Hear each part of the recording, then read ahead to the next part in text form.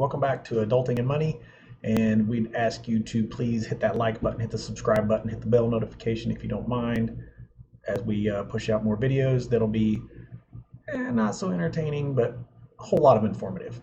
We're going to give you a fundamentally different relationship with your money than you currently have, with no computer skills, no complicated math, and I'm going to walk you through the entire process. This episode, it was going to be over the different accounts that you will want to make this work correctly. And the big thing that you need to take away from this is you need to separate your bills or your envelopes or your savings from your personal slush fund. Two reasons for this. Number one, you want to protect your money from out of budget spending. If you have a budget set up that says I need to pay X amount of rent, you need to not spend that on cheese sticks and slushies. You also need to protect your relationships from your out of budget spending. Again, we talked about the three things that people fight about. Money is the huge one. There's no better way to aggravate your spouse than to spend the rent money buying a new car. Doesn't go over well. So if you see just this first wag of a spreadsheet that I threw together for James and Mary, you'll see that there's, let's see if I can point at it, joint bills over here. These are the bills they have to spend no matter what. Those are going to come out. Then you also notice right here, they also have envelopes that they are trying to save. There's some targets for things they're trying to do, and they want to make sure they protect those as well. The last thing you'll see is the individual bills, which are straight over my head, that show the things that are their individual bills, not things that the other person has to share necessarily, but things that they have to do. And then at the end of the month, or the pay period, or however they want to do it, you're going to have a slush fund. That's your kitty, that's your play money, whatever you want to call it, but that's yours to blow on whatever legitimate pastime you happen to have.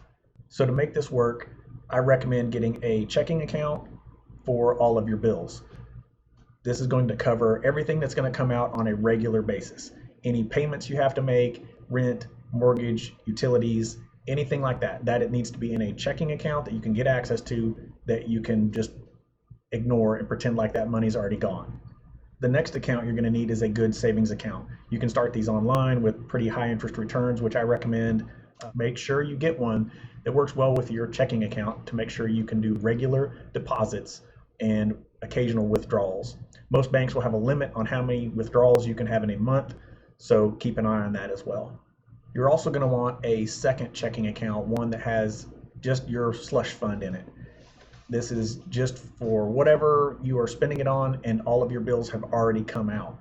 If you do have individual bills that are just yours, they can come out of this as well, but I'm going to also explain how you can get those into the bills checking account, so then only the money that is in your slush fund account is just slush fund. Now, to make this work in a marriage, each individual will have their own individual checking account. James has his account, Mary has her account. They together are on the joint checking account, and they're both on the joint savings account. Now, this only works when both parties are on board and trust and respect is there.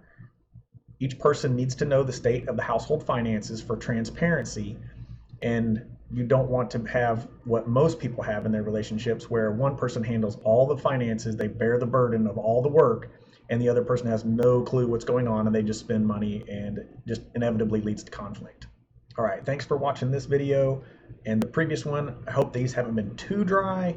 The next one, you're going to break out your spreadsheet. You're going to do this with me, and I'm going to walk you through the entire process with your bills. I don't get to know your bills. You will know your bills, but we'll walk through it together. Hope to see you on the next episode. Thank you.